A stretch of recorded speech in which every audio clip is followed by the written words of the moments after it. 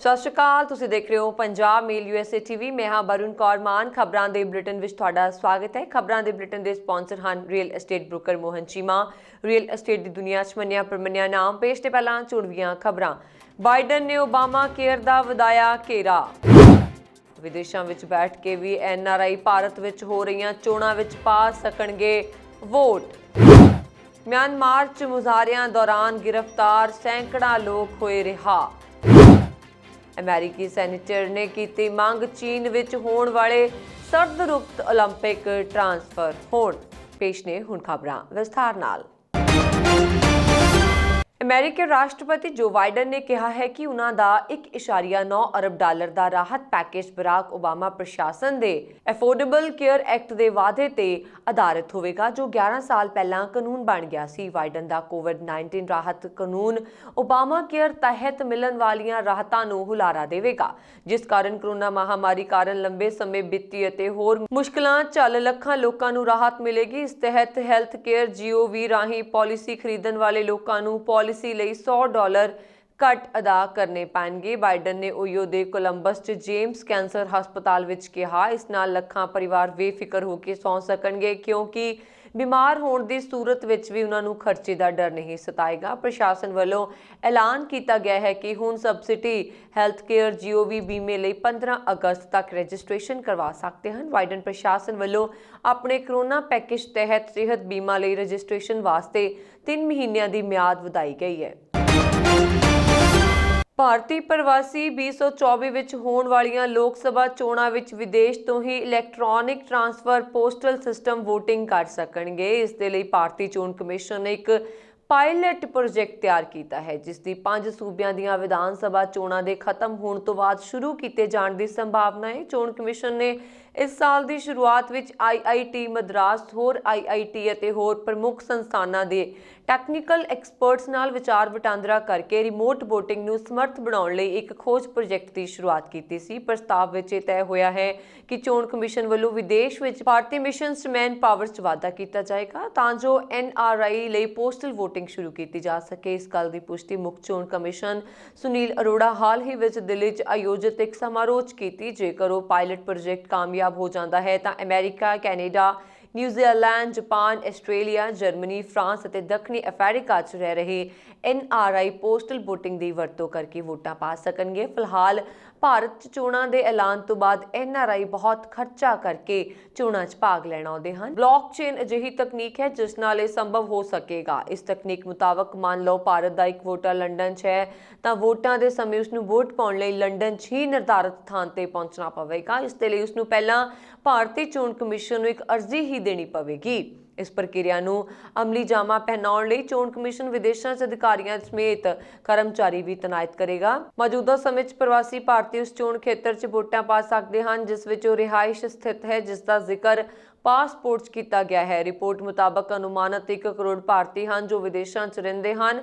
ਇਹਨਾਂ ਵਿੱਚੋਂ ਲਗਭਗ 60 ਲੱਖ ਵੋਟਾਂ ਪਾਉਣ ਦੀ ਉਮਰ ਦੇ ਪਾਤਰ ਹੋ ਸਕਦੇ ਹਨ। ਉੱਥੇ ਮੌਜੂਦਾ ਸਮੇਂ 'ਚ ਸਿਰਫ ਸਰਵਿਸ ਵੋਟਾਂ ਲਈ ETBS ਮੁਹੱਈਆ ਹੈ। ਮੁੱਖ ਚੋਣ ਕਮਿਸ਼ਨ ਸੁਨੀਲ ਅਰੋੜਾ ਦਾ ਕਹਿਣਾ ਹੈ ਕਿ ਕਮਿਸ਼ਨ ਜਲਦੀ ਹੀ ਵੱਖ-ਵੱਖ ਬਦਲਾਂ ਤੇ ਵਿਚਾਰ ਵਟਾਂਦਰੇ ਤੋਂ ਬਾਅਦ ਇਸ ਤਰ੍ਹਾਂ ਦੀ VOTING ਦੇ ਅੰਤਮ ਮਾਡਲ ਨੂੰ ਆਕਾਰ ਦੇਵੇਗਾ। ਉਹਨਾਂ ਕਿਹਾ ਕਿ ਕੁਝ ਪ੍ਰੋਸੈਸ ਨਾਲ ਜੁੜੇ ਬਦਲਾਅ ਵੀ ਹੋਣਗੇ। ਉਹਨਾਂ ਨੇ ਕਿਹਾ ਕਿ ਸਿਆਸੀ ਪਾਰਟੀਆਂ ਅਤੇ ਹੋਰ ਹਿੱਤ ਧਾਰਕਾਂ ਨਾਲ ਵਿਆਪਕ ਵਿਚਾਰ ਵਟਾਂਦਰਾ ਹੋਵੇਗਾ। ਉਹਨਾਂ ਨੇ ਕਿਹਾ ਇਹ ਯੋਜਨਾ ਅਗਲੇ 6 ਮਹੀਨਿਆਂ ਜਾਂ 1 ਸਾਲ 'ਚ ਅੰਤਿਮ ਰੂਪ ਲੈ ਲਵੇਗੀ। ਇੱਕ ਮੀਡੀਆ ਰਿਪੋਰਟ ਬੀਤੇ ਸਾਲ ਦਸੰਬਰ ਮਹੀਨੇ 'ਚ ਵਿਦੇਸ਼ ਮੰਤਰਾਲਾ ਦੀ ਹੋਈ ਮੀਟਿੰਗ NRI ਨੂੰ ਰਿਮੋਟ VOTING ਦਾ ਅਧਿਕਾਰ ਦੇਣ ਜਾਣ ਸੰਬੰਧੀ ਚੋਣ ਕਮਿਸ਼ਨ ਵੱਲੋਂ ਵਿਦੇਸ਼ 'ਚ ਭਾਰਤੀ ਮਿਸ਼ਨਸ 'ਚ ਮੈਨ ਪਾਵਰ ਵਧਾਉਣ ਦੀ ਸਹਿਮਤੀ ਤੇ ਬਣੀ ਸੀ। ਵਿਦੇਸ਼ ਮੰਤਰਾਲਾ ਨੂੰ ਉਹਨਾਂ ਦੇਸ਼ਾਂ ਬਾਰੇ ਵੀ ਜਾਣਕਾਰੀ ਦਿੱਤੀ ਜਿੱਥੋਂ ਉਹ ਪ੍ਰੋਜੈਕਟ ਨੂੰ ਸ਼ੁਰੂਆਤੀ ਤੌਰ ਤੇ ਸ਼ੁਰੂ ਕਰਨਾ ਚਾਹੁੰਦਾ ਹੈ। ਇਸ ਵਿੱਚ ਅਜੇ ਖਾੜੀ ਦੇਸ਼ ਵੀ ਸ਼ਾਮਲ ਨੇ। ਇਸ ਦੇ ਇਲਾਵਾ ਰਾਸ਼ਟਰੀ ਪੱਧਰ ਤੇ ਵੀ ਰਿਮੋਟ VOTING ਸੰਬੰਧੀ ਮੀਟਿੰਗ ਵਿਸਤਾਰਪੂਰਵਕ ਚਰਚਾ ਹੋਈ ਸੀ। ਇਹ ਸਹੂਲਤ ਸੂਬਿਆਂ 'ਚ ਰਹਿ ਰਹੇ ਲੋਕਾਂ ਨੂੰ ਦਿੱਤੀ ਜਾਏਗੀ। ਇਸ ਨਾਲ ਵੋਟਰ ਕਿਸੇ ਵੀ ਸੂਬੇ 'ਚ ਆਪਣੀ ਵੋਟ ਦੀ ਵਰਤੋਂ ਕਰ ਸਕੇਗਾ। म्यांमार ਵਿੱਚ ਪਿਛਲੇ ਮਹੀਨੇ ਫੌਜ ਵੱਲੋਂ ਤਖਤਾ ਪਲਟ ਦਿੱਤੇ ਜਾਣ ਖਿਲਾਫ ਕੀਤੇ ਮੁਜ਼ਾਹਰਿਆਂ ਦੌਰਾਨ गिरफ्तार ਕੀਤੇ ਗਏ ਸੈਂਕੜੇ ਹੀ ਲੋਕਾਂ ਨੂੰ ਫੌਜ ਵੱਲੋਂ ਰਿਹਾ ਕਰ ਦਿੱਤਾ ਗਿਆ ਤਾਂ ਕਿ ਇਸ ਅੰਦੋਲਨ ਨੂੰ ਸ਼ਾਂਤ ਕੀਤਾ ਜਾ ਸਕੇ। ਯੰਗੌਨ ਵਿੱਚ ਇਨਸਿਨ ਜੇਲ੍ਹ ਦੇ ਬਾਹਰ ਮੁਜ਼ਾਹਰਾਕਾਰੀਆਂ ਨਾਲ ਭਰੀਆਂ ਬੱਸਾਂ ਵਿਖਾਈ ਦਿੱਤੀਆਂ, ਜਿਨ੍ਹਾਂ 'ਚ ਜ਼ਿਆਦਾਤਰ ਨੌਜਵਾਨ ਲੋਕ ਸਨ ਜੋ ਖੁਸ਼ ਵਿਖਾਈ ਦੇ ਰਹੇ ਸਨ। ਇਹਨਾਂ ਵਿੱਚੋਂ ਕਈਆਂ ਨੇ 3 ਉਂਗਲੀਆਂ ਵਾਲਾ ਚਿੰਨ੍ਹ ਵੀ ਬਣਾਇਆ ਜੋ ਫੌਜੀ ਸ਼ਾਸਨ ਖਿਲਾਫ ਗੁੱਸੇ ਦਾ ਪ੍ਰਤੀਕ ਬਣ ਗਿਆ ਹੈ। ਸਰਕਾਰੀ ਟੀਵੀ ਮੁਤਾਬਕ 628 ਮੁਜ਼ਾਹਰਾਕਾਰੀਆਂ ਨੂੰ ਰਿਹਾ ਕਰ ਦਿੱਤਾ ਗਿਆ ਹੈ। ਇਹਨਾਂ ਵਿੱਚ ਸੈਂਕੜੇ ਹੀ ਵਿਦਿਆਰਥੀ ਸ਼ਾਮਲ ਹਨ ਜਿਨ੍ਹਾਂ ਨੂੰ ਫਰਵਰੀ ਮਹੀਨੇ ਦੌਰਾਨ ਹੋਏ ਫੌਜੀ ਤਖਤਾ ਪਲਟ ਦੌਰਾਨ गिरफ्तार ਕੀਤਾ ਗਿਆ। ਤਖਤਾ ਪਲਟ ਕਾਰਨ ਆਂਗ ਸਾਨ ਸੂ ਕੀ ਦੀ ਚੁਣੀ ਹੋਈ ਸਰਕਾਰ ਨੂੰ ਸੱਤਾ 'ਚੋਂ ਲਾਂਭੇ ਹੋਣਾ ਪਿਆ ਸੀ। ਅਧਿਕਾਰੀਆਂ ਦੀ ਨਜ਼ਰ ਵਿੱਚ ਆਉਣ ਤੋਂ ਬਚਣ ਲਈ ਇੱਕ ਮਹਿਲਾ ਵਕੀਲ ਨੇ ਆਪਣੀ ਪਛਾਣ ਗੁਪਤ ਰੱਖਦਿਆਂ ਦੱਸਿਆ ਕਿ ਜਿਨ੍ਹਾਂ ਲੋਕਾਂ ਨੂੰ ਰਿਹਾ ਕੀਤਾ ਗਿਆ ਹੈ ਉਹਨਾਂ ਨੂੰ 3 ਮਾਰਚ ਨੂੰ गिरफ्तार ਕੀਤਾ ਗਿਆ ਸੀ। ਉਹਨਾਂ ਨੇ ਦੱਸਿਆ ਕਿ ਹੁਣ ਮੁਜ਼ਾਹਰਾਕਾਰੀਆਂ ਕਾਰਨ ਸਿਰਫ 55 ਲੋਕ ਹੀ ਜੇਲ੍ਹ ਵਿੱਚ ਹਨ ਅਤੇ ਸੰਭਾਵਨਾ ਹੈ ਕਿ ਉਹਨਾਂ ਖਿਲਾਫ ਪੀਨਲ ਕੋਡ ਦੀ ਧਾਰਾ 505A ਤਹਿਤ ਦੋਸ਼ ਆਇਦ ਕੀਤੇ ਜਾਣਗੇ, ਜਿਸ ਤਹਿਤ 3 ਸਾਲ ਤੱਕ ਕੈਦ ਦੀ ਵਿਵਸਥਾ ਹੈ। ਅਮਰੀਕਾ ਦੇ ਸੀਨੇਟਰ ਰਿਕ ਸਕਾਟ ਨੇ ਕੌਮਾਂਤਰੀ ਓਲੰਪਿਕ ਕਮੇਟੀ ਦੇ ਪ੍ਰਯੋਜਕਾਂ ਨੂੰ ਚਿੱਠੀ ਭੇਜ ਕੇ ਸਾਲ 2022 ਵਿੱਚ ਚੀਨ ਦੇ ਪੇਈਚਿੰਗ 'ਚ ਹੋਣ ਵਾਲੀਆਂ ਓਲੰਪਿਕ ਖੇਡਾਂ ਨੂੰ ਕਿਸੇ ਹੋਰ ਦੇਸ਼ 'ਚ ਟ੍ਰਾਂਸਫਰ ਕਰਨ ਦੀ ਮੰਗ ਕੀਤੀ ਹੈ। ਸਕਾਟ ਨੇ ਮੰਗਲਵਾਰ ਨੂੰ ਕਿਹਾ ਕਿ ਅਸੀਂ ਅਜਿਹੇ ਰਾਸ਼ਟਰ ਨੂੰ ਓਲੰਪਿਕ ਖੇਡਾਂ ਦੀ ਮੇਜ਼ਬਾਨੀ ਨਹੀਂ ਦੇ ਸਕਦੇ ਜੋ ਕਿ ਮਨੁੱਖੀ ਅਧਿਕਾਰਾਂ ਦਾ ਸਭ ਤੋਂ ਵੱਧ ਉਲੰਘਣ ਕਰ ਰਿਹਾ ਹੋਵੇ। ਇਸ ਲਈ ਮੈਂ ਤੁਹਾਨੂੰ ਮਨੁੱਖੀ ਅਧਿਕਾਰਾਂ ਅਤੇ ਆਜ਼ਾਦੀ ਲਈ ਖੜੇ ਹੋਣ ਲਈ ਕਹਿ ਰਿਹਾ ਹਾਂ। 2022 ਦੀਆਂ ਓਲੰਪਿਕ ਖੇਡਾਂ ਦੇ ਪ੍ਰਯੋਜਕ IOC ਨਾਲ ਜਨਤਕ ਤੌਰ ਤੇ ਬੇਨਤੀ ਕਰਦਾ ਹਾਂ ਕਿ ਅਜਿਹੇ ਰਾਸ਼ਟਰ 'ਚ ਖੇਡਾਂ ਨੂੰ ਟ੍ਰਾਂਸਫਰ ਕਰੇ ਜੋ ਕਿ ਮਨੁੱਖੀ ਮਾਣ ਅਤੇ ਆਜ਼ਾਦੀ ਨੂੰ ਮਹੱਤਵ ਦਿੰਦਾ ਹੈ। ਉਹਨਾਂ ਨੇ ਕਿਹਾ ਚੀਨ ਉਈਗਰਾਂ ਦੇ ਨਾਲ-ਨਾਲ ਤਿੱਬਤੀਆਂ ਅਤੇ ਹਾਂਗਕਾਂਗ ਨਿਵਾਸੀਆਂ ਦੇ ਖਿਲਾਫ ਮਨੁੱਖੀ ਅਧਿਕਾਰਾਂ ਦੀ ਉਲੰਘਣਾ 'ਚ ਲੱਗਾ ਹੋਇਆ ਹੈ। ਕੇਂਦਰ ਸਰਕਾਰ ਦੇ ਜਿਣਸ ਦੀ ਸਿੱਧੀ ਅਦਾਇਗੀ ਦੇ ਫਰਮਾਨ ਖਿਲਾਫ ਪੰਜਾਬ ਸਰਕਾਰ ਨੇ ਬਿਗਲ ਵਜਾ ਦਿੱਤਾ ਹੈ। ਕੇਂਦਰ ਨੂੰ ਸਾਫ਼ ਸੁਨੇਹਾ ਦਿੱਤਾ ਗਿਆ ਹੈ ਕਿ ਪੰਜਾਬ ਸਰਕਾਰ ਕਿਸਾਨਾਂ ਨੂੰ ਆੜ੍ਹਤੀਆਂ ਜ਼ਰੀਏ ਹੀ ਅਦਾਇਗੀ ਕਰੇਗੀ। ਦੂਜੇ ਪਾਸੇ ਭਾਰਤ ਸਰਕਾਰ ਕਿਸਾਨਾਂ ਨੂੰ ਜਿਣਸ ਦੀ ਸਿੱਧੀ ਅਦਾਇਗੀ ਕਰਨ ਦੇ ਫੈਸਲੇ ਤੋਂ ਪਿਛਾਂਹ ਹਟਣ ਨੂੰ ਤਿਆਰ ਨਹੀਂ ਹੈ। ਐਤਕੀ ਪੰਜਾਬ ਵਿੱਚ 10 ਅਪ੍ਰੈਲ ਤੋਂ ਕਣਕ ਦੀ ਫਸਲ ਦੀ ਖਰੀਦ ਸ਼ੁਰੂ ਹੋਣੀ ਹੈ, ਪਰ ਐਨ ਮੌਕੇ ਤੇ ਕੇਂਦਰ ਅਤੇ ਰਾਜ ਸਰਕਾਰ ਵਿਚਾਲੇ ਤਣਾਅ ਵਾਲਾ ਮਾਹੌਲ ਬਣ ਗਿਆ ਹੈ। ਕੇਂਦਰ ਸਰਕਾਰ ਨੇ ਫਰਵਰੀ ਮਹੀਨੇ ਵਿੱਚ ਹੀ ਸਿੱਧੀ ਅਦਾਇਗੀ ਕਰਨ ਬਾਰੇ ਹੁਕਮ ਜਾਰੀ ਕਰ ਦਿੱਤੇ ਹਨ ਅਤੇ ਇਸ ਬਾਬਤ ਕਿਸਾਨਾਂ ਤੋਂ ਜ਼ਮੀਨ ਮਾਲਕੀ ਦੀਆਂ ਫਰਦਾਂ ਅਪਲੋਡ ਕਰਨ ਲਈ ਆਖ ਦਿੱਤਾ ਗਿਆ ਸੀ, ਜਦਕਿ ਇਸ ਮਾਮਲੇ 'ਚ ਕੀੜੀ ਚਾਲੇ ਚੱਲ ਰਹੀ ਪੰਜਾਬ ਸਰਕਾਰ ਦੀ ਜਾਗ ਵਾਢੀ ਸਿਰਾਉਣ ਮੌਕੇ ਖੁੱਲੀ ਹੈ। ਖੇਤੀ ਵਿਭਾਗ ਅਤੇ ਖੁਰਾਕ ਤੇ ਸਪਲਾਈ ਵਿਭਾਗ ਪੰਜਾਬ ਦੇ ਉੱਚ ਅਧਿਕਾਰੀਆਂ ਨੇ ਵੀ ਕੇਂਦਰੀ ਖੁਰਾਕ ਮੰਤਰਾਲੇ ਦੀ ਟੀਮ ਅੱਗੇ ਤੱਥ ਰੱਖ ਦਿੱਤੇ ਹਨ। ਲੱਖਾਂ ਕਿਸਾਨਾਂ ਦੀਆਂ ਫਰਦਾਂ ਰਾਤੋਂ ਰਾਤ ਅਪਲੋਡ ਕਰਨ ਵਿੱਚ ਵੱਡੀ ਮੁਸ਼ਕਿਲ ਹੈ ਅਤੇ ਹਕੀਕਤ 'ਚ ਕਈ ਔਕੜਾਂ ਵੀ ਦਰਪੇਸ਼ ਹਨ। ਪਤਾ ਲੱਗਾ ਹੈ ਕਿ ਮੁੱਖ ਮੰਤਰੀ ਕੈਪਟਨ ਅਮਰਿੰਦਰ ਸਿੰਘ ਨੇ ਇਸ ਮਾਮਲੇ ਬਾਰੇ ਪ੍ਰਧਾਨ ਮੰਤਰੀ ਨਰਿੰਦਰ ਮੋਦੀ ਤੋਂ ਸਮਾਂ ਵੀ ਮੰਗਿਆ ਹੈ, ਪਰ ਪ੍ਰਧਾਨ ਮੰਤਰੀ ਦਫ਼ਤਰ ਵੱਲੋਂ ਹਾਲੇ ਤੱਕ ਕੋਈ ਹੁੰਗਾਰਾ ਨਹੀਂ ਭਰਿਆ ਗਿਆ। ਕਿਸਾਨ ਧਿਰਾਂ ਤੇ ਆੜ੍ਹਤੀ ਵੀ ਇਸ ਮਾਮਲੇ ਨਾਲ ਲਾਮਬੰਦ ਹੋ ਗਏ ਹਨ। ਆੜ੍ਹਤੀਆ ਐਸੋਸੀਏਸ਼ਨ ਪੰਜਾਬ ਵੱਲੋਂ 10 ਮਾਰਚ ਤੋਂ ਕੰਮ ਬੰਦ ਕੀਤਾ ਗਿਆ ਹੈ। ਦੂਜੇ ਪਾਸੇ ਹਰਿਆਣਾ ਸਰਕਾਰ ਨੇ ਕਿਸਾਨਾਂ ਨੂੰ ਕਣਕ ਦੀ ਫਸਲ ਤੇ ਸਿੱਧੀ ਅਦਾਇਗੀ ਕਰਨ ਦਾ ਫੈਸਲਾ ਕੀਤਾ ਹੋਇਆ ਹੈ। ਪੰਜਾਬ ਸਰਕਾਰ ਵੱਲੋਂ ਭਾਰਤ ਸਰਕਾਰ ਕੋਲ ਤਰਕ ਰੱਖਿਆ ਗਿਆ ਹੈ ਕਿ ਸੂਬੇ ਕੋਲ ਪਹਿਲਾਂ ਹੀ ਅਦਾਇਗੀ ਤੇ ਪਾਰਦਰਸ਼ੀ ਪ੍ਰਬੰਧ ਹਨ ਅਤੇ ਆੜ੍ਹਤੀਆਂ ਵੱਲੋਂ ਕਿਸਾਨਾਂ ਦੇ ਖਾਤਿਆਂ ਵਿੱਚ ਰਾਸ਼ੀ ਪਾਈ ਜਾਂਦੀ ਹੈ। ਪੰਜਾਬ ਸਰਕਾਰ ਤਰਫੋਂ ਆੜ੍ਹਤੀਆਂ ਨੂੰ ਰਾਜ ਸਰਕਾਰ ਦੇ ਪੋਰਟਲ ਜ਼ਰੀਏ ਅਦਾਇਗੀ ਕੀਤੀ ਜਾਂਦੀ ਹੈ। ਕਿਸਾਨ ਧਿਰਾਂ ਦਾ ਕਹਿਣਾ ਹੈ ਕਿ ਕਰੀਬ 40% ਕਿਸਾਨ ਤਾਂ ਠੇਕੇ ਤੇ ਜ਼ਮੀਨਾਂ ਲੈ ਕੇ ਵਾਹੀ ਕਰਦੇ ਹਨ ਅਤੇ ਵੱਡੀ ਗਿਣਤੀ ਵਿੱਚ ਕਿਸਾਨਾਂ ਦੀਆਂ ਜ਼ਮੀਨਾਂ ਦੀ ਮਾਲਕੀ ਹਾਲੇ ਵੀ ਪਿਓ ਦਾਦਿਆਂ ਦੀ ਨਾ ਬੋਲਦੀ ਹੈ। ਸਿੱਧੀ ਅਦਾਇਗੀ ਨਾਲ ਕਈ ਗੁੰਝਲਦਾਰ ਮਸਲੇ ਉੱਠਣਗੇ। ਪਤਾ ਲੱਗਾ ਹੈ ਕਿ ਭਾਰਤੀ ਖੁਰਾਕ ਨਿਗਮ ਵੱਲੋਂ ਪੰਜਾਬ ਵਿੱਚੋਂ ਜੋ ਕਣਕ ਦੀ ਖਰੀਦ ਕੀਤੀ ਜਾਵੇਗੀ ਉਸ ਲਈ ਫਰਜ਼ ਲਾਜ਼ਮੀ ਹੋਵੇਗੀ। ਰਾਜ ਦੀਆਂ ਖਰੀਦ ਏਜੰਸੀਆਂ ਆੜ੍ਹਤੀ ਜ਼ਰੀਏ ਅਦਾਇਗੀ ਕਰ ਸਕਦੀਆਂ ਹਨ, ਪਰ ਖੁਰਾਕ ਨਿਗਮ ਕਿਸੇ ਵੀ ਸੂਰਤ ਵਿੱਚ ਟਸ ਤੋਂ ਮਸ ਹੋਣ ਨੂੰ ਤਿਆਰ ਨਹੀਂ ਹੈ। ਕੋਰੋਨਾ ਵਾਇਰਸ ਦਾ ਇਲਾਜ ਟੋਲਦੇ ਜਰਮਨੀ ਦੇ ਸਾਇੰਸਦਾਨ ਜੋੜੇ ਨੂੰ ਕੈਂਸਰ ਦਾ ਤੋੜ ਮਿਲ ਗਿਆ ਹੈ। ਬਾਇਓਐਨਟੈਕ ਦੇ CCO ਡਾਕਟਰ ਓਗਰ ਸਾਹਿਨ ਅਤੇ ਉਹਨਾਂ ਦੀ ਪਤਨੀ ਡਾਕਟਰ ਉਜਲੇਸ ਤੁਰੇਸੀ ਨੇ ਸਰੀਰ ਦੇ ਪ੍ਰਤੀਰੋਧਕ ਤੰਤਰ ਨੂੰ ਟਿਊਮਰ ਨਾਲ ਮੁਕਾਬਲਾ ਕਰਨ ਵਿੱਚ ਸਮਰੱਥ ਬਣਾਉਣ ਦਾ ਤਰੀਕਾ ਲੱਭ ਲਿਆ ਹੈ। ਹੁਣ ਉਹ ਇੱਕ ਇਸ ਦੀ ਵੈਕਸੀਨ ਬਣਾਉਣ ਵਿੱਚ ਲੱਗ ਗਏ ਹਨ। ਜੋੜੇ ਦਾ ਕਹਿਣਾ ਹੈ ਕਿ ਜੇ ਸਭ ਕੁਝ ਠੀਕ ਰਿਹਾ ਤਾਂ ਆਉਣ ਵਾਲੇ 2 ਸਾਲਾਂ ਵਿੱਚ ਉਹ ਕੈਂਸਰ ਦਾ ਟੀਕਾ ਵੀ ਉਪਲਬਧ ਕਰਵਾ ਦੇਣਗੇ। ਜੋੜਾ ਪਿਛਲੇ 20 ਸਾਲਾਂ ਤੋਂ ਕੈਂਸਰ ਦੇ ਇਲਾਜ ਲਈ ਖੋਜ ਕਰ ਰਿਹਾ ਹੈ। ਡਾਕਟਰ ਤੁਰੇਸੀ ਨੇ ਦੱਸਿਆ ਕਿ ਬਾਇਓਨਟੈਕ ਦਾ ਕੋਵਿਡ-19 ਦਾ ਟੀਕਾ ਮੈਸੇਂਜਰ RNA ਦੀ ਮਦਦ ਨਾਲ ਮਨੁੱਖੀ ਸਰੀਰ ਨੂੰ ਉਸ ਪ੍ਰੋਟੀਨ ਦੇ ਉਤਪਾਦਨ ਦੀ ਸੰਦੇਸ਼ ਦਿੰਦਾ ਹੈ ਜੋ ਪ੍ਰਤੀਰੋਧਕ ਤੰਤਰ ਨੂੰ ਵਾਇਰਸ ਦੇ ਹਮਲੇ ਕਰਨ ਵਿੱਚ ਸਮਰੱਥ ਬਣਾਉਂਦਾ ਹੈ। ਉਹਨਾਂ ਨੇ ਕਿਹਾ ਇਸ ਦੀ ਵਰਤੋਂ ਪ੍ਰਤੀਰੋਧੀ ਸਮਰੱਥਾ ਨੂੰ ਸੁਰੱਖਿਅਤ ਐਂਟੀਬਾਡੀ ਪੈਦਾ ਕਰਨ ਲਈ ਪ੍ਰੇਰਿਤ ਕਰਦੀ ਹੈ ਅਤੇ ਇਸ ਨਾਲ ਉਹਨਾਂ ਨੂੰ ਅਸਲ ਵਿੱਚ ਵਾਇਰਸ ਦੀ ਵੀ ਜ਼ਰੂਰਤ ਨਹੀਂ ਹੁੰਦੀ। ਅਸੀਂ ਕਰੋਨਾ ਵੈਕਸੀਨ ਬਣਾਉਣ ਦੌਰਾਨ ਇਸੇ ਆਧਾਰ ਤੇ ਕੈਂਸਰ ਨੂੰ ਪੂਰੀ ਤਰ੍ਹਾਂ ਨਾਲ ਖਤਮ ਕਰਨ ਲਈ ਕੁਝ ਟੀਕੇ ਤਿਆਰ ਕਰ ਲਏ ਨੇ। ਹੁਣ ਅਸੀਂ ਜਲਦ ਇਸ ਦਾ ਕਲੀਨਿਕਲ ਪ੍ਰੀਖਣ ਕਰਨ ਵਾਲੇ ਹਾਂ। ਹੁਣ ਤੱਕ ਦੀ ਰਿਸਰਚ ਸਾਬਤ ਕਰਦੀ ਹੈ ਕਿ mRNA ਆਧਾਰਿਤ ਟੀਕੇ ਕੈਂਸਰ ਦੀ ਦਸਤਕ ਤੋਂ ਪਹਿਲਾਂ ਹੀ ਸਰੀਰ ਨੂੰ ਉਸ ਨਾਲ ਲੜਨ ਦੀ ਤਾਕਤ ਦੇ ਦੇਣਗੇ। ਭਾਵ ਹੁਣ ਕੈਂਸਰ ਦੇ ਮਰੀਜ਼ਾਂ ਨੂੰ ਕੀਮੋਥੈਰੇਪੀ ਅਤੇ ਰੇਡੀਓਥੈਰੇਪੀ ਨਾਲ ਹੋਣ ਵਾਲੇ ਨਾ ਸਹਿਣਯੋਗ ਦਰਦ ਤੋਂ ਛੂਟ ਮਿਲ ਜਾਵੇਗੀ। ਨਾਲ ਹੀ ਬਾਲ ਝੜਨ, ਭੁੱਖ ਨਾ ਲੱਗਣ, ਭਾਰ ਘੱਟ ਹੋਣ ਜਿਹੀਆਂ ਸਮੱਸਿਆਵਾਂ ਤੋਂ ਵੀ ਮੁਕਤੀ ਮਿਲ ਜਾਵੇਗੀ। ਕੈਲੀਫੋਰਨੀਆ ਦੀ ਅਦਾਲਤ ਨੇ ਨੌਕਰੀ ਤੋਂ ਕੱਢੇ ਜਾਣ ਦੇ ਬਾਅਦ ਕੰਪਨੀ ਦੇ ਸਰਵਰ ਤੱਕ ਪਹੁੰਚ ਬਣਾਉਣ ਅਤੇ ਮਾਈਕਰੋਸਾਫਟ ਦੇ ਲਗਭਗ 1200 ਯੂਜ਼ਰਸ ਦੇ ਅਕਾਊਂਟ ਹਟਾਉਣ ਦੇ ਦੋਸ਼ੀ ਭਾਰਤੀ ਨੂੰ 2 ਸਾਲ ਦੀ ਕੈਦ ਦੀ ਸਜ਼ਾ ਸੁਣਾਈ ਹੈ। ਇੱਥੇ ਜਾਰੀ ਬਿਆਨ ਮੁਤਾਬਕ ਦੀਪਾਂਸ਼ੂ ਖੇਰ ਨੂੰ ਉਸ ਸਮੇਂ ਗ੍ਰਿਫਤਾਰ ਕੀਤਾ ਗਿਆ ਸੀ ਜਦੋਂ ਉਹ ਭਾਰਤ ਤੋਂ ਅਮਰੀਕਾ ਪਰਤਿਆ ਸੀ। ਖੇਰ ਨੂੰ ਉਸਦੇ ਖਿਲਾਫ ਪੈਂਡਿੰਗ ਵਾਰੰਟ ਬਾਰੇ ਜਾਣਕਾਰੀ ਨਹੀਂ ਸੀ। ਅਮਰੀਕਾ ਦੇ ਕਾਰਜਕਾਰੀ ਅਟਾਰਨੀ ਰੈਂਡੀ ਗ੍ਰਾਸਮੈਨ ਨੇ ਕਿਹਾ ਕਿ ਨੁਕਸਾਨ ਪਹੁੰਚਣ ਵਾਲਾ ਕੰਮ ਕੰਪਨੀ ਲਈ ਤਬਾਹਕੁਨ ਸੀ। ਯੂਐਸ ਡਿਸਟ੍ਰਿਕਟ ਕੋਰਟ ਦੀ ਜੱਜ ਮਰਲਿਨ ਹਫ ਨੇ ਫੈਸਲਾ ਸੁਣਾਉਂਦਿਆਂ ਕਿਹਾ ਕਿ ਖੇਰ ਨੇ ਜਾਣਬੁੱਝ ਕੇ ਕੰਪਨੀ ਤੇ ਲੁਕਮਾ ਹਮਲਾ ਕੀਤਾ ਜੋ ਪਹਿਲਾਂ ਤੋਂ ਸੋਚਿਆ ਸਮਝਿਆ ਸੀ ਅਤੇ ਬਦਲੇ ਦੀ ਭਾਵਨਾ ਨਾਲ ਕੀਤਾ ਗਿਆ ਸੀ। ਅਦਾਲਤ ਨੇ ਖੇਰ ਨੂੰ 2 ਸਾਲ ਦੀ ਸਜ਼ਾ ਸੁਣਾਉਣ ਦੇ ਨਾਲ ਹੀ 3 ਸਾਲ ਹੋਰ ਨਿਗਰਾਨੀ ਵਿੱਚ ਰੱਖਣ ਅਤੇ ਉਸ ਕਾਰਨ ਕੰਪਨੀ ਨੂੰ ਹੋਏ $5,67,084 ਦੇ ਨੁਕਸਾਨ ਦੀ ਪੂਰਤੀ ਕਰਨ ਦਾ ਵੀ ਹੁਕਮ ਦਿੱਤਾ ਹੈ।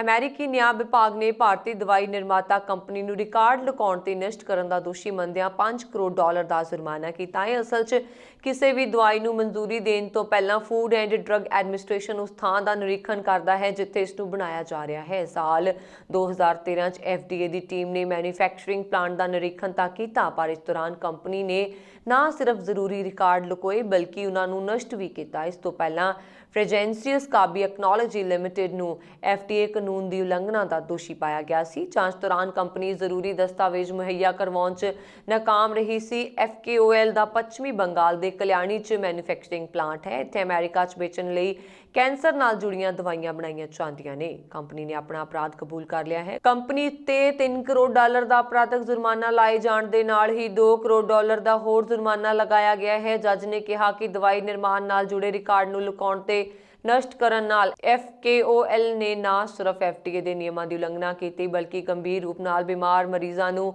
ਵੀ ਖਤਰੇ 'ਚ ਪਾਇਆ ਹੈ।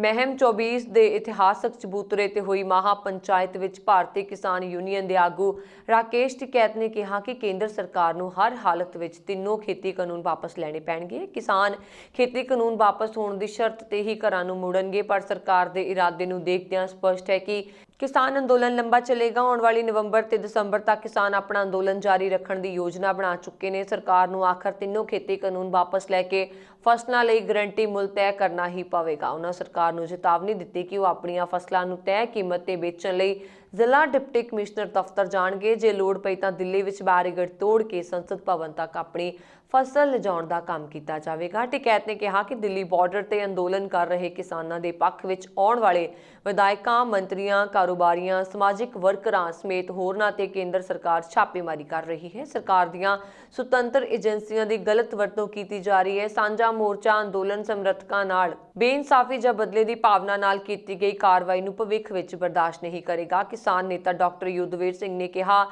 ਕਿ ਖੇਤੀ ਬਿੱਲਾਂ ਵਿੱਚ ਚੰਗਾ ਤੇ ਬਿਹਤਰ ਕੀ ਹੈ, ਇਸ ਬਾਰੇ ਖੁਦ ਪ੍ਰਧਾਨ ਮੰਤਰੀ ਨਰਿੰਦਰ ਮੋਦੀ ਨੂੰ ਅੱਗੇ ਆ ਕੇ ਦੱਸਣਾ ਚਾਹੀਦਾ ਹੈ। ਮਹਾਪੰਚਾਇਤ ਦੀ ਪ੍ਰਧਾਨਗੀ ਅਨਲ ਨਾਂਦਲ ਨੇ ਕੀਤੀ। ਮਹਾਪੰਚਾਇਤ ਵਿੱਚ ਟਿਕੈਤ ਤੇ ਯੁੱਧਵੀਰ ਸਿੰਘ ਨੂੰ 24 ਮਹਿਮ ਵੱਲੋਂ ਪਗੜੀ ਭੇਂਟ ਕਰਕੇ ਸਨਮਾਨਿਤ ਕੀਤਾ ਗਿਆ। ਇਸ ਮੌਕੇ ਸੈਂਕੜਾਂ ਬੀਬੀਆਂ ਸਮੇਤ ਹਜ਼ਾਰਾਂ ਕਿਸਾਨ ਸ਼ਾਮਲ ਹੋਏ ਅਤੇ ਕਿਸਾਨ ਅੰਦੋਲਨ ਵਿੱਚ ਹਰ ਸੰਭਵ ਸਹਿਯੋਗ ਦੇਣ ਦਾ ਸੰਕਲਪ ਲਿਆ। ਰਾਜ ਸਭਾ ਵੱਲੋਂ ਦਿੱਲੀ ਦੇ ਲੈਫਟੀਨੈਂਟ ਗਵਰਨਰ ਨੂੰ ਚੁਣੀ ਹੋਈ ਸਰਕਾਰ ਦੇ ਮੁਕਾਬਲੇ ਵੱਧ ਤਾਕਤਾਂ ਦੇਣ ਵਾਲਾ ਦਿੱਲੀ ਕੌਮੀ ਰਾਜਧਾਨੀ ਖੇਤਰ ਸਰਕਾਰ ਬਿੱਲ 2021 ਪਾਸ ਕਰ ਦਿੱਤਾ ਗਿਆ। ਇਸ ਦੌਰਾਨ ਸਦਨ 'ਚ ਭਾਰੀ ਹੰਗਾਮਾ ਹੋਇਆ, ਜਿਸ ਦੌਰਾਨ ਵਿਰੋਧੀ ਧਿਰ ਵੱਲੋਂ ਕਾਫੀ ਸ਼ੋਰ ਸ਼ਰਾਬਾ ਕੀਤਾ ਗਿਆ ਤੇ BJD, ਸਪਾ, ਕਾਂਗਰਸ ਅਤੇ ਹੋਰਨਾਂ ਵਿਰੋਧੀ ਪਾਰਟੀਆਂ ਦੇ ਸੰਸਦ ਮੈਂਬਰ ਸਦਨ 'ਚੋਂ ਵਾਕਆਊਟ ਕਰ ਗਏ। ਦਿੱਲੀ ਕੌਮੀ ਰਾਜਧਾਨੀ ਖੇਤਰ ਸਰਕਾਰ ਬਿੱਲ 2021, ਜਿਸ ਦਾ ਮਕਸਦ ਇਹ ਸਪਸ਼ਟ ਕਰਨਾ ਹੈ ਕਿ ਦਿੱਲੀ ਵਿੱਚ ਸਰਕਾਰ ਦਾ ਮਤਲਬ ਉਪ ਰਾਜਪਾਲ ਹੈ, ਬੀਤੀ 22 ਮਾਰਚ ਨੂੰ ਲੋਕ ਸਭਾ ਵੱਲੋਂ ਪਾਸ ਕਰ ਦਿੱਤਾ ਗਿਆ ਸੀ। ਇਸ ਦੌਰਾਨ ਦਿੱਲੀ ਦੇ ਮੁੱਖ ਮੰਤਰੀ ਅਰਵਿੰਦ ਕੇਜਰੀਵਾਲ ਨੇ ਕਿਹਾ ਕਿ ਜਮਹੂਰੀਅਤ ਲਈ ਨਿਰਾਸ਼ਾ ਭਰਿਆ ਜ਼ੁਬਾਨੀ ਵੋਟ ਰਾਹੀਂ ਇਸ ਬਿੱਲ ਨੂੰ ਰਾਜ ਸਭਾ ਵਿੱਚ ਵੀ ਪਾਸ ਕਰ ਦਿੱਤਾ ਗਿਆ। ਵਿਰੋਧੀ ਧਿਰ ਵੱਲੋਂ VOTING ਕਰਵਾਉਣ ਦੀ ਮੰਗ ਕੀਤੀ ਗਈ ਤੇ ਇਸੇ ਦੌਰਾਨ 83 ਮੈਂਬਰਾਂ ਨੇ ਬਿੱਲ ਦੇ ਪੱਖ 'ਚ ਜਦਕਿ 45 ਮੈਂਬਰਾਂ ਨੇ ਬਿੱਲ ਦੇ ਖਿਲਾਫ ਵੋਟਾਂ ਪਾਈਆਂ। ਆਪ ਦੇ ਰਾਜ ਸਭਾ ਮੈਂਬਰ ND ਗੁਪਤਾ ਨੇ ਬਿੱਲ ਖਿਲਾਫ ਸੁਪਰੀਮ ਕੋਰਟ ਜਾਣ ਦਾ ਐਲਾਨ ਕੀਤਾ ਹੈ।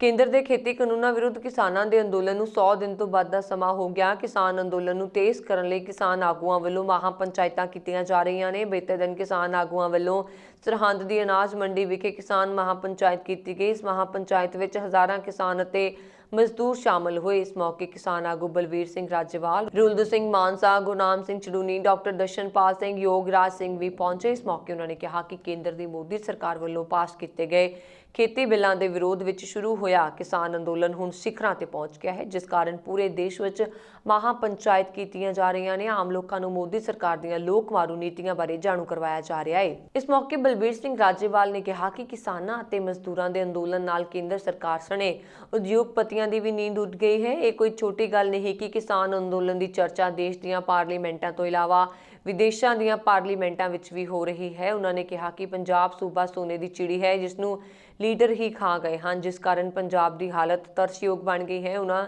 ਨੇ ਕਿਸਾਨਾਂ ਨੂੰ ਅਪੀਲ ਕੀਤੀ ਕਿ ਕਿਸਾਨ ਅੰਦੋਲਨ ਇਸ ਸਮੇਂ ਚੜ੍ਹਦੀ ਕਲਾ ਵਿੱਚ ਚੱਲ ਰਿਹਾ ਹੈ ਤੇ ਤੁਸੀਂ ਉੱਥੇ ਆਪਣੀ ਹਾਜ਼ਰੀ ਲਵਾਉਂਦੇ ਰਹੋ। ਉਹਨਾਂ ਨੇ ਕਿਹਾ ਕਿ ਦੇਸ਼ ਦੇ ਲੋਕ ਮੋਦੀ ਸਰਕਾਰ ਤੋਂ ਅੱਕੇ ਹੋਏ ਨੇ, ਜਿਸ ਕਾਰਨ ਇਹਨਾਂ ਨੂੰ ਭਜਾਉਣ ਦਾ ਮਨ ਬਣਾ ਚੁੱਕੇ ਨੇ। ਉਹਨਾਂ ਨੇ ਕਿਸਾਨਾਂ ਨੂੰ ਦਿੱਲੀ ਦੇ ਬਾਰਡਰਾਂ ਤੇ ਕੇਂਦਰ ਖਿਲਾਫ ਜੰਗ ਜਾਰੀ ਰੱਖਣ ਦੀ ਅਪੀਲ ਕੀਤੀ। ਇਸ ਤੋਂ ਇਲਾਵਾ ਗੁਰਨਾਮ ਸਿੰਘ ਚੜੂਨੀ ਨੇ ਕਿਹਾ ਕਿ ਸਾਡੇ ਨੌਜਵਾਨਾਂ ਨੇ ਅੰਗਰੇਜ਼ਾਂ ਤੋਂ ਦੇਸ਼ ਨੂੰ ਬਚਾਉਣ ਲਈ ਕੁਰਬਾਨੀਆਂ ਦਿੱਤੀਆਂ, ਪਰ ਮੌਜੂਦਾ ਸਮੇਂ ਵਿੱਚ ਸਾਡੇ ਹੀ ਦੇਸ਼ ਦੇ ਆਗੂ ਦੇਸ਼ ਨੂੰ ਤਬਾਹ ਕਰਨ ਤੇ ਲੱਗੇ ਹੋਏ ਨੇ। ਉਹਨਾਂ ਨੇ ਕਿਹਾ ਕਿ ਜੇਕਰ ਅਸੀਂ ਹਾਲੇ ਵੀ ਨਹੀਂ ਜਾਗੇ ਤਾਂ ਆਉਣ ਵਾਲੀਆਂ ਪੀੜ੍ਹੀਆਂ ਨੂੰ ਬਹੁਤ ਮੁਸ਼ਕਲਾਂ ਦਾ ਸਾਹਮਣਾ ਕਰਨਾ ਪਏਗਾ।